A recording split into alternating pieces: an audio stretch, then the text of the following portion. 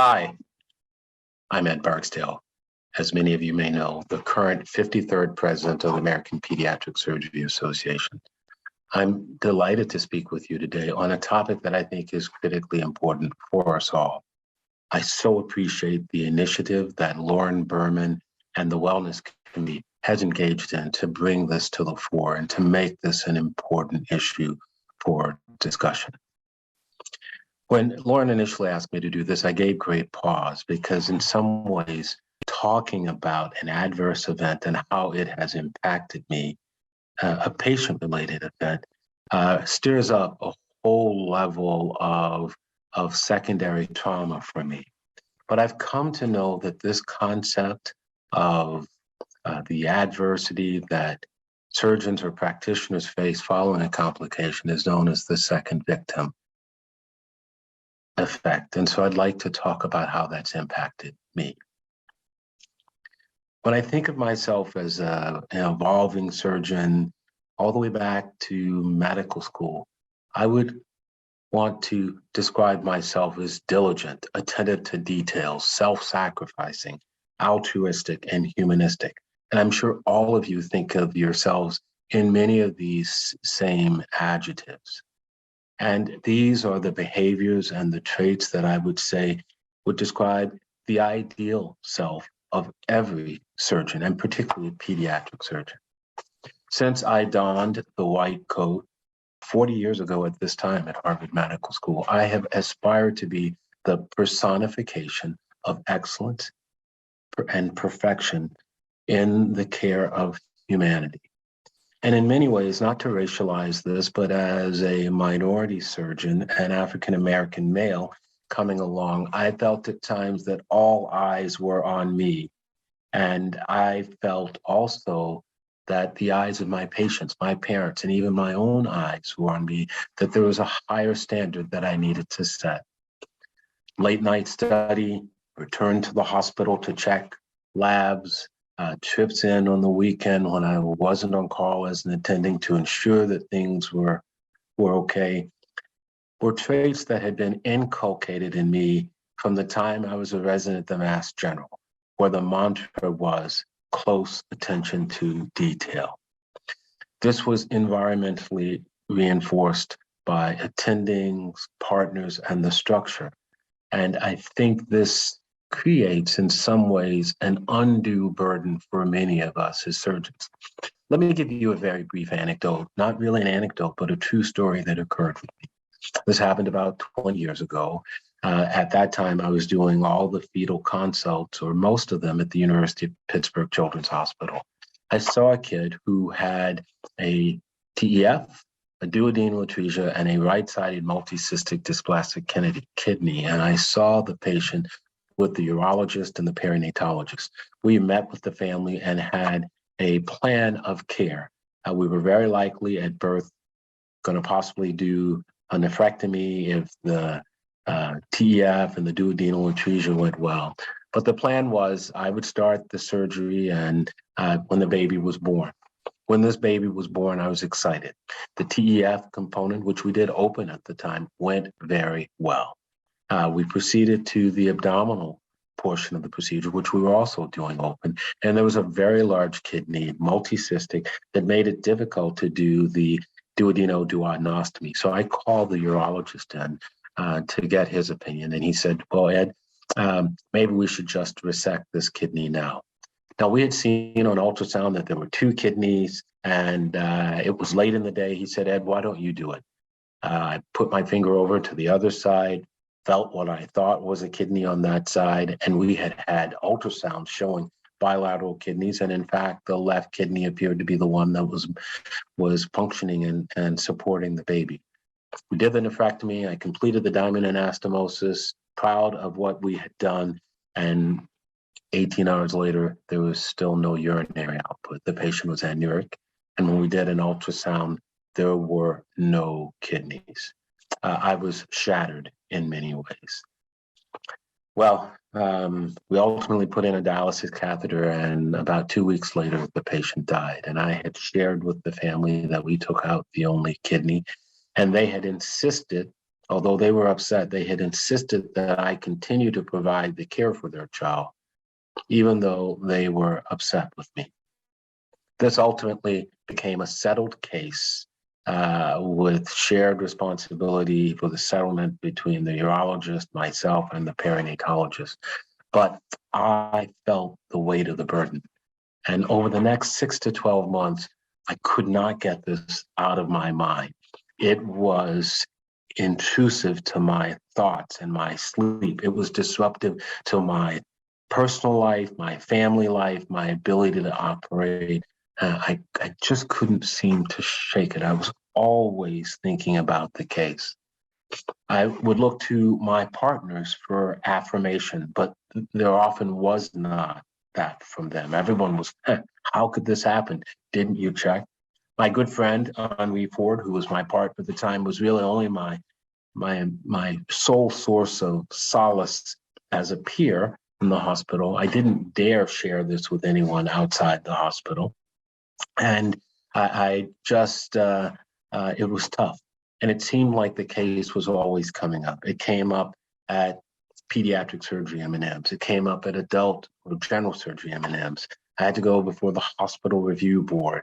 And I knew that I was a good surgeon, but this really shook my confidence in a big way. And to compound this, I had to go through a deposition, number of discussions with lawyers prior to the time that the case was settled. And what I realized after this is what was missing for me is an avenue to really dispel or talk about this. And although as a person, and just for me, I rely on my faith, my family, and my friends. So I prayed, I meditated in order to get internal strength, and prayer was for divine strength. I relied on my family, who couldn't quite understand, but they were supportive. And I also relied on my friends in medicine who were supportive, but what I really missed was peer support. I missed the ability to have someone like me, not in my own environment, who would not be judgmental and who maybe had gone through this before and that I could relate to. I couldn't speak to my partners. They just couldn't grasp the type of support.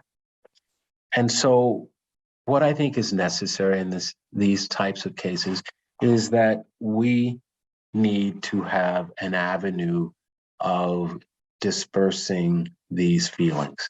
And although I think that there are certain strategies, I learned that you have to face this problem straight on and you cannot wait. You have to address it. I had grief, not just grief for the patient, but grief for myself, the person that I had lost, the surgeon that I had lost. And I don't know what the stages of grief were, but I went through those over a 6 to 12 month period. And ultimately, the important thing for me was transcendence. I was able to transcend the grief and the feelings, negative feelings toward myself, and move on. And I have been able to move on in a way that I can be strong for other people who have gone through this.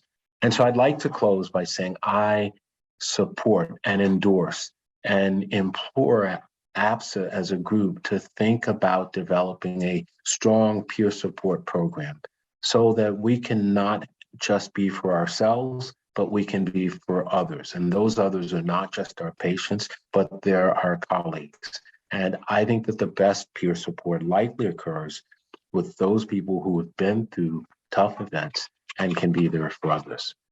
So as I close the way I started. Thank you to the Wellness Committee. Thank you to Lauren Berman. And I hope this is some insight to those who may be going through these issues.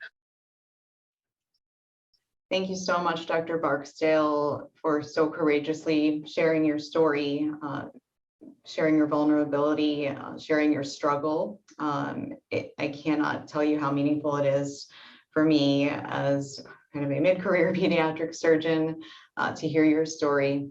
And I think it will strike a chord with so many of us. And that's exactly why we're here today. So I'm Lauren Berman. I'm a pediatric surgeon at Memorial Children's Hospital in Wilmington, Delaware. And I've been working with the APSA Wellness Committee for the last few years to try to answer this question of how do we help pediatric surgeons cope after they have a bad complication or struggle with any kind of work-related stressor.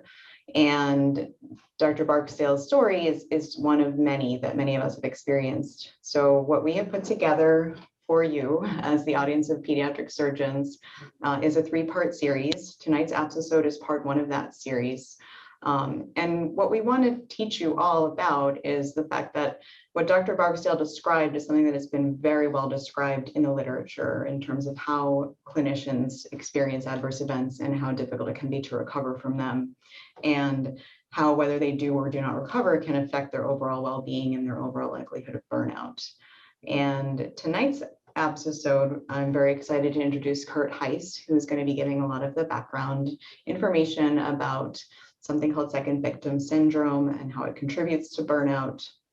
And we're going to have 2 additional pieces of this with the goal of providing all of you with the tools to know how to go about supporting each other.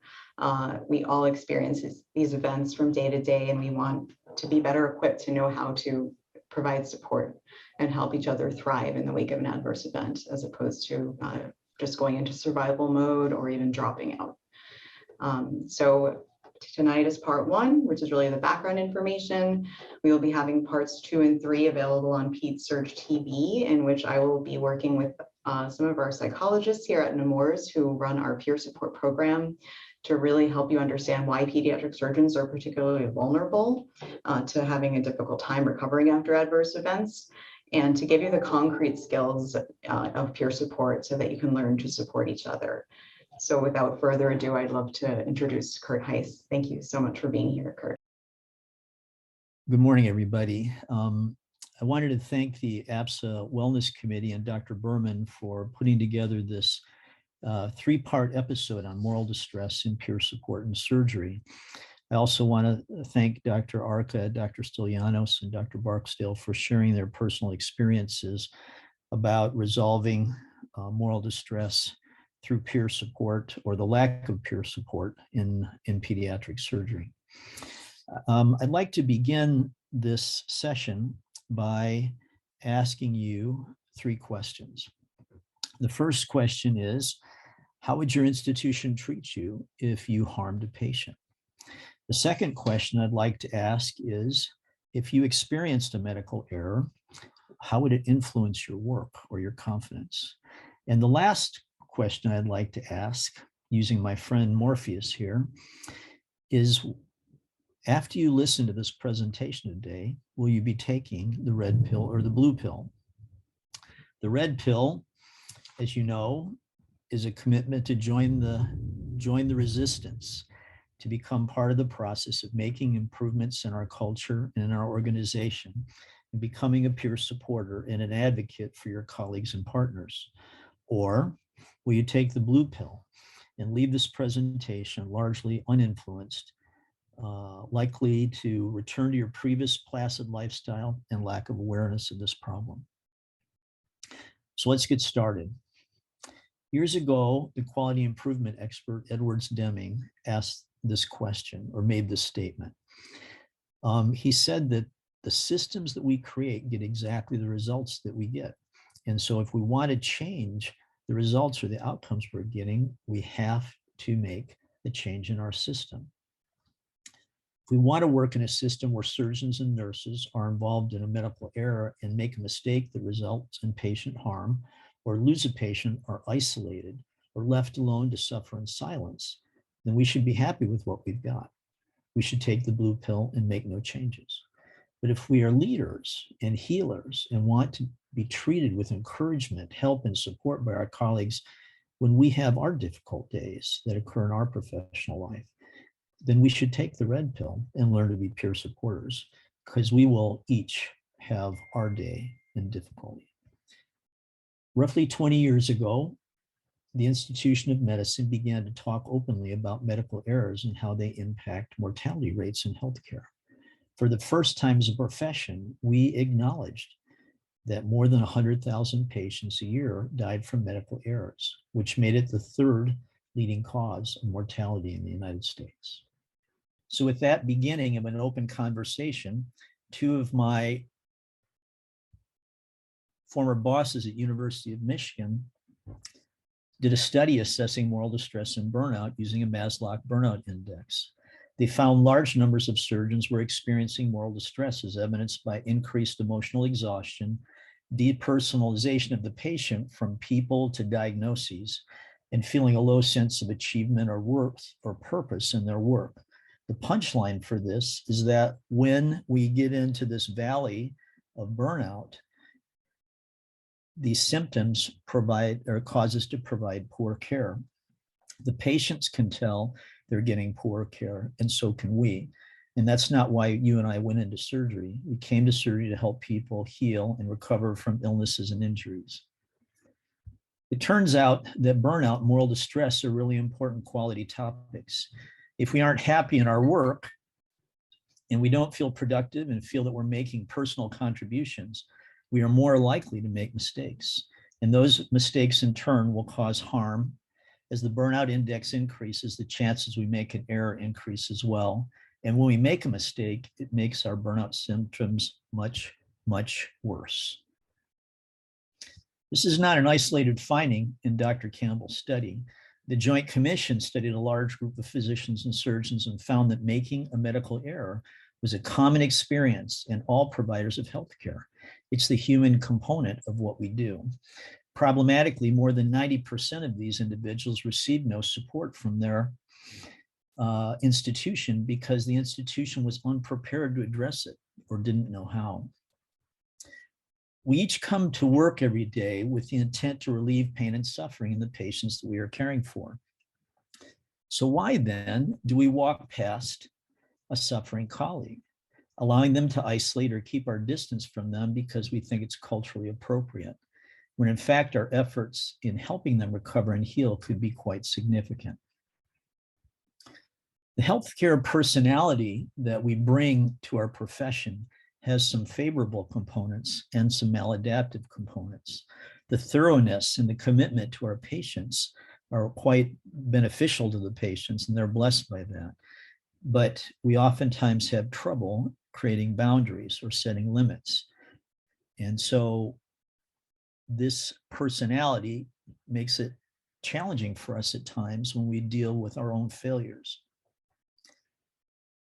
Our culture seems to celebrate the idea that when someone has an event like this, we should give them space. In reality, this isolates them at a time they would most benefit from human contact, and especially support from peers who they love and admire. This concept of allowing people to suffer in silence within our culture has got to go. Dr. Campbell, in his article, made this important statement.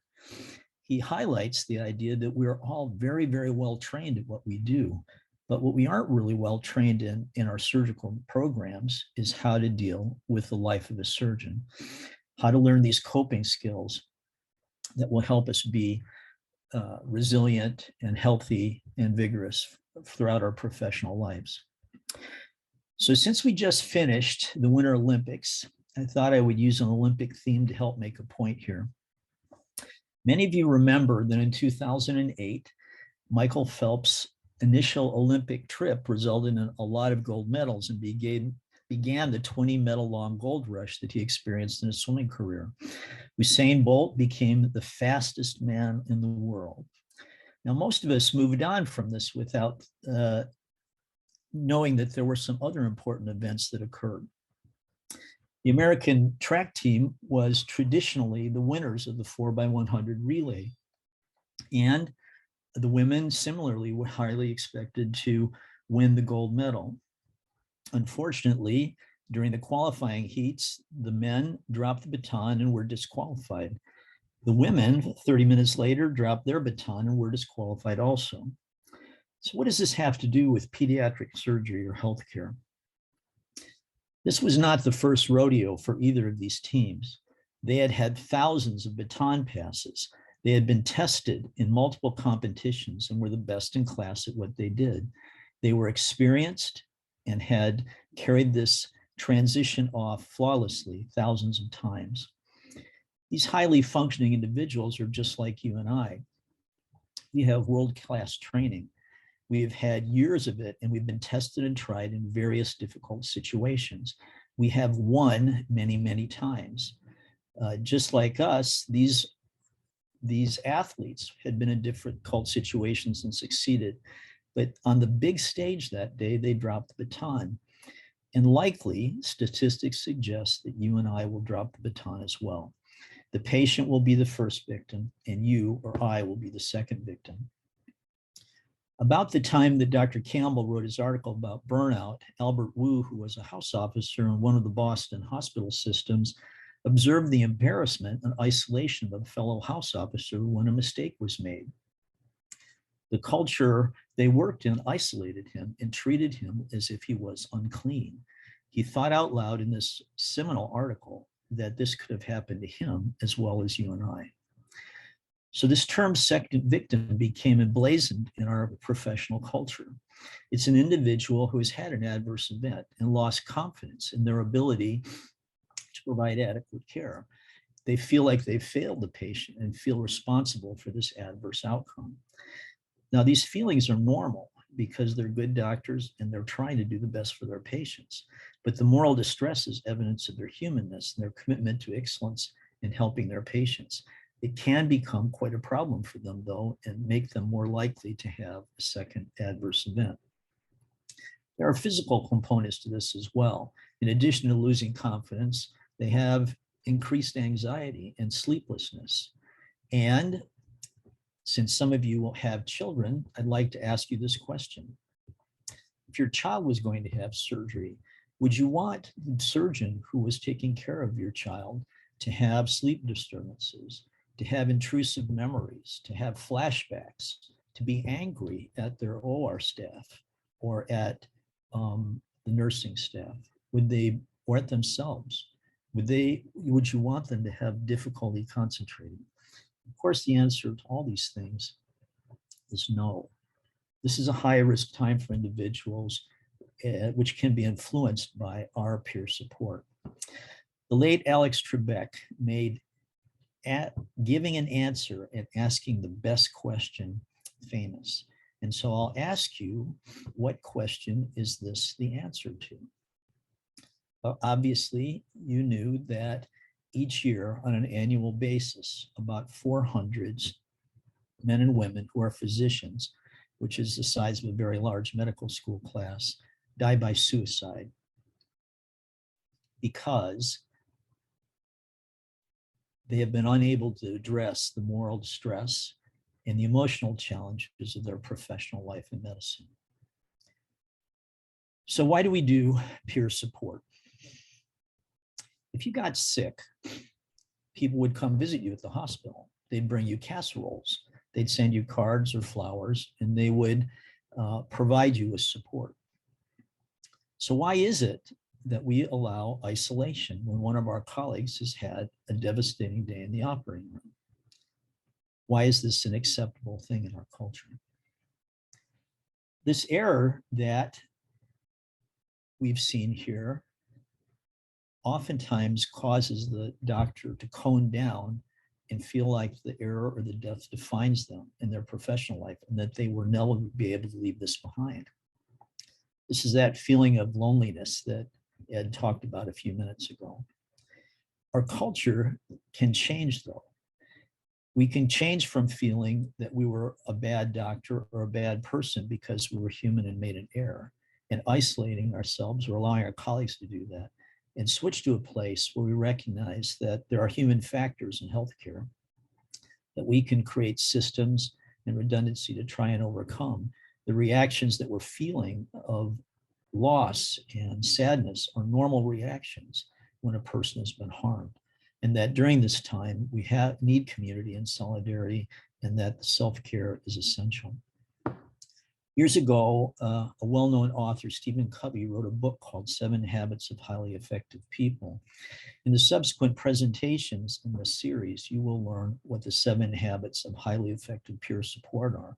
But the punchline to keep in mind, the North Star here, is that the surgeon wants to become and remain, once again, a trusted member of the team. They want to be able to contribute, feel valued, and be able to help the sick and afflicted that they've done for the last many years. Susan Scott, as I mentioned before, is a famous or well-known author who's investigated the second victim syndrome and how people recover from it. These stages are deserve a lot of discussion in each one, which is a little outside of our ability today. But the punchline here is we want the outcome for our colleagues who experience second victim syndrome not to drop out and leave our institution or leave our practice, not to just survive with the loss of enjoyment in their professional life, but to thrive and become patient advocates, patient safety advocates, and help others to be thriving in healthcare as well. We want them to be able to pull others away from the keyhole and remind them as a peer that this error does not define them, and that we will not leave you alone, and that we will help you get through this. And on the far end, you will be a better doctor, more insightful, have more wisdom, and be able to help more patients and help more colleagues. So to wrap up, we're going to go back to Morpheus's question, red pill or blue pill. But in this case, we're asking, will you help us change the system, or will you act like everything is okay right now? Are you going to take the blue pill and assume things are fine, or will you take the red pill and help us with peer support in the pediatric surgery community? I want to thank you for your time today and remind you that this is a link for the peer support segment where the subsequent sessions will be included, as well as the testimonials or experience of Dr. Arca, Dr. Barksdale, and Dr. Stylianos. Thanks again for listening today. Have a great day. I am now going to pass the baton successfully to Dr. Berman so we can listen to the next presentation.